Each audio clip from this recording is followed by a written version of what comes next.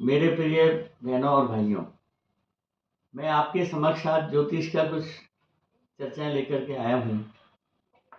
सबसे पहले तो मैं आपको बताऊं, मेरा नाम नागेश्वर नाथ माथुर है। मेरे पिता स्वर्गीय श्री जीवननाथ हेंडले और 94 की आयु पाके गए, जिसमें से 55 वर्ष उन्होंने इस ज्योतिष शास्त्र के ऊपर गहन अध्ययन करके लोगों की बहुत सेवा करी। तो मेरे को उनका पुत्र बनने का सौभाग्य मिला। अब 26 वर्ष हो गए उनको गए में, उसके बाद से हमें कुछ नहीं आता था, पर उनके प्रताप से आज हम ज्योतिष का आहिस्ता आहिस्ता गहन अध्ययन करते आज 26 वर्ष हो गए। अब ऐसा है जी, हम शुरुआत आज करते हैं सबसे पहले भगवान राम की कुंडली से। तो भगवान राम की जो कुंडली है उसमें सबसे पहले घर में कर्क लगन था और बृहस्पति और चंद्रमा साथ बैठे थे। तो बृहस्पति उच्च का हो गया, चंद्रमा 4 नंबर में बहुत अच्छा फल देता है। चौथा घर जो जिसको केंद्र बोलते हैं, पहला, चौथा, 7वां और 10वां घर, ये केंद्र बोला जाता है। तो सारे ग्रह इनके उच्च के बैठे थे। तो चौथे घर में शनि 7 नंबर का उच्च का हो गया। 7वें घर में मंगल 10 नंबर में उच्च का हो गया। 10वें घर में सूर्य 1 नंबर का उच्च का हो गया। सारे ग्रह जो है ना उच्च के बैठे थे, परंतु आपस में इनकी दृष्टियां जो है वो नीच की थी। अब ये नीच की दृष्टियां जो है ना आपस में बहुत ज़्यादा खराबी भी करती हैं। अब इनका जो विश्लेषण हम आपको थोड़ा सा बताते हैं। देखिए, बृहस्पति चंद्रमा उच्च का होकर के ये राजा में राजा गजकेसरी हो, राजा में राजा राम कहलाए। और इस बृहस्पति में 4 नंबर का होने से इनका जो था बहुत ही सात्विक और सुलझा हुआ कैरेक्टर था और बड़े सीधे साधे स्वभाव के माने गए। अब जो है चौथा घर शनि यहाँ है, शनि बैठा है उसका, पर इसकी दृष्टि 10वें घर में नीच की हो गई। और मंगल जो बैठा है 7वें घर में, तो मंगल की दृष्टि चौथी जो पड़ गई वो भी 10वें घर में पड़ गई। तो शनि और मंगल के 10वें घर में आ गए एक तरह से दृष्टि के हिसाब से, और सूर्य भी है। तो सूर्य शनि परम शत्रु और मंगल, अब जहाँ सूर्य शनि होता है वहाँ 3-4 चीज़ें होती हैं। Either the disagreement with the father, early separation from the father और early death of the father. तो ये 3 चीज़ें इस योग के अंदर हुआ करती हैं। तो भगवान राम के सूर्य शनि हो गए। तो अब तीसरे घर में राहु बैठा था इनका। जो तीसरे घर में राहु भी उच्च का था। तीसरा जो होता है बहन भाइयों का होता है। 18 वर्ष की राहु की दशा होती है। इस दशा में 14 वर्ष का वनवास। अब वनवास में जो है ना तीसरे घर जो है ना सारे छोटे बहन भाइयों का होता है। तो सारे भाई भी जो है ना वनवासी बन गए और एक भाई घर में रहते हुए भी वनवासी रहा। राजभोग के बीच में बैठ करके उन्होंने भी कुटिया में बैठ के तपस्या करी, भगवान राम की खड़ामों की पूजा करते रहे वो। तो ये जो है ना योग है। अब देखिए, जो राहु है उच्च का है तीसरे घर में, परंतु इसकी दृष्टि जो है ना 7वें घर में पड़ रही है। तो 7वां घर जो है वो पत्नी का है। तो यहाँ से जब राहु और मंगल बहुत खराब युति के होते हैं, तो जैसे ही इनका विवाह हुआ भगवान राम का, तो पत्नी की प्राप्ति होते ही राक्षस पत्नी को उठा के ले गया। परंतु मंगल यहाँ उच्च का बैठा है, तो मंगल के मालिक हैं हनुमान जी। हनुमान जी ने इनकी पत्नी की रक्षा करी, हर पहलू पे उनके साथ रहे और किसी को बाल बांका तक इनके पास नहीं होने दिया। अब राहु और मंगल बहुत ज़्यादा नेगेटिविटी देते हैं। एक तो फियर ऑफ फ्यूचर बना देते हैं, भविष्य को लेकर चिंतित होता है आदमी, साइलेंट लॉसेज हो जाते हैं, गुम नुकसान करा देता है। परंतु राहु और मंगल एक वहम भी पैदा करते हैं। तो भगवान राम की कुंडली में सीता ने पूरा साथ दिया, सारे कष्ट झेले, परंतु आखिरी में आकर के एक धोबी के कहने से उनको वहम हो गया। अब वो वहम जो हुआ उसमें पत्नी की अग्नि परीक्षा आ गई। तो ये सारा डिस्ट्रॉय हो गया इनका सातवां घर। जब पत्नी की अग्नि परीक्षा हुई तो वो धरती में समा गई। तो सातवें घर का जो शुक्र का घर कहलाता है, शुक्र के घर में मंगल होने से ये वैवाहिक जीवन को खराब कर देता है।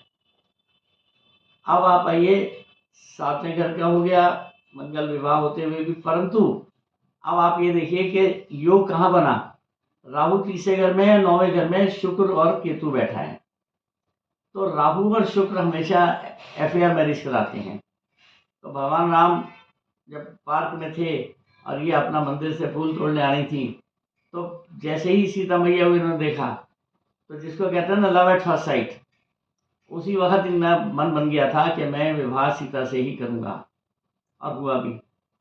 परंतु जो योग हैं, जो सारे हमारे हालात बने, वो ऐसे ऐसे बनते गए कि जिसमें अब जैसे राक्षस ले गया तो राक्षस से लड़ाइयाँ लड़नी पड़ी, क्योंकि शनि और सूर्य लड़ाइयाँ भी करवाता है।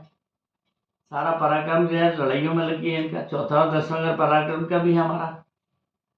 तो यहाँ से जो है देखा जाए तो सारी जो योग आए हैं बीच बीच में, सबका भोग भगवान राम ने भोगा। अब जैसे नौवें घर में केतु और शुक्र है, केतु शुक्र की एक ये प्रवृत्ति है कि इंसान को जीवन में एक दफ़े, चाहे कितना भी धनाढ्य हो, एक दफ़े जीरो बैलेंस पे लाती है। अब हालत क्या बने, सारा राजपाट छोड़ करके जंगलों में गए, सिर्फ एक जोड़ी कपड़े अपने तन पे थे और पैर में खड़ाम तक भी नहीं थी, नंगे पैर गए। तो ये कि साधु प्रवृत्ति बन गई। तो सारा कुछ जो है ना जीरो बैलेंस पे आ गया था इनका, राजपाट सब चीज़ें जो है। तो ये केतु और शुक्र की एक प्रवृत्ति होती है जो एक दफ़े ज़िंदगी में आदमी जीरो बैलेंस पे लाता है। अब आप ये राक्षस से लड़ाइयाँ खूब हुई, कितनी लड़ाइयाँ लड़ी, परंतु मंगल और शनि जो है ये भी 10वें घर में आ गया दृष्टि के हिसाब से। तो ये भी बहुत फायरी कॉम्बिनेशन है, और सूर्य शनि है ही अपने में।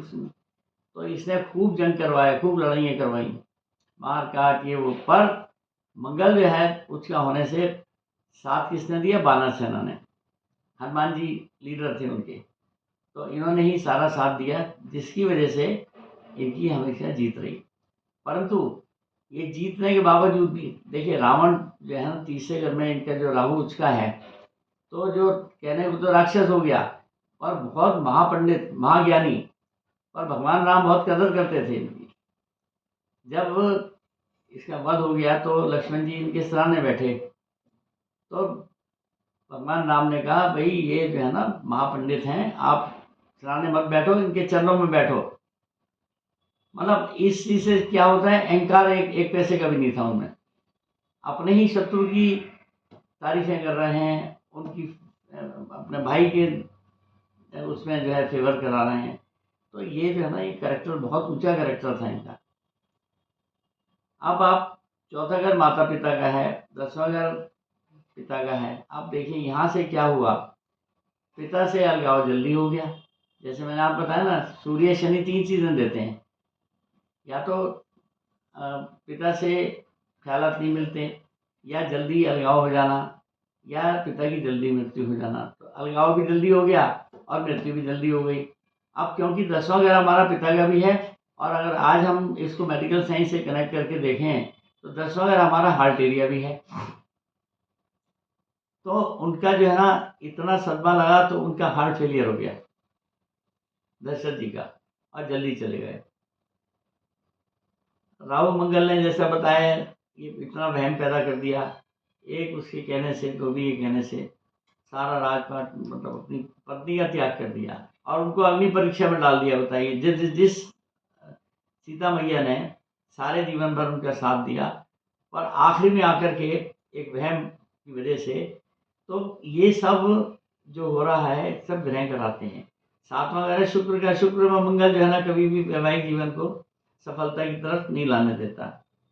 आप कितने दरिया दिल थे। अब आप देखिए, बिल्ली के बेर खाए, दलितों में बीच में जाके बैठे, उनको गले लगाया। मतलब उनमें अमीर और गरीब का जो एक भेदभाव था वो बिल्कुल भी नहीं था। बड़ी सात्विक प्रवृत्ति ये थे। तो इसीलिए उन्होंने इतना दयावान होते हुए सब भलाई करी, मतलब दलितों को अपने गले लगा करके एक उन्होंने एक एग्जाम्पल कायम कर दी। तो बहनों भाइयों, ये सारा आज जो आपने आपको बातें बताई हैं, ये सब आपको रामायण में मिलेंगी, पर हमने सिर्फ भगवान राम की कुंडली जो हमें प्राप्त हुई हुई है उसके अनुसार ये विश्लेषण जो है हमने आपको बताया। अगर हमारे को ये आपको वीडियो हमारा पसंद आया हो तो कृपा करके इसको लाइक करें, सब्सक्राइब करें, शेयर करें और बेल आइकन दबा करके अगले वीडियो का इंतज़ार करें। अगला वीडियो भी हम भगवान कृष्ण के ऊपर आपको बताएंगे। धन्यवाद।